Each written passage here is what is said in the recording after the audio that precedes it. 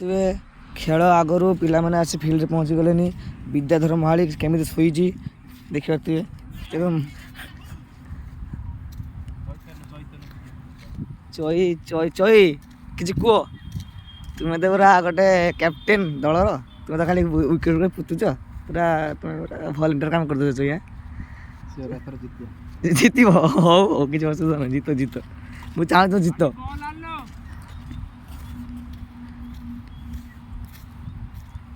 ପିଲାମାନେ ସବୁ ଆସୁଛନ୍ତି।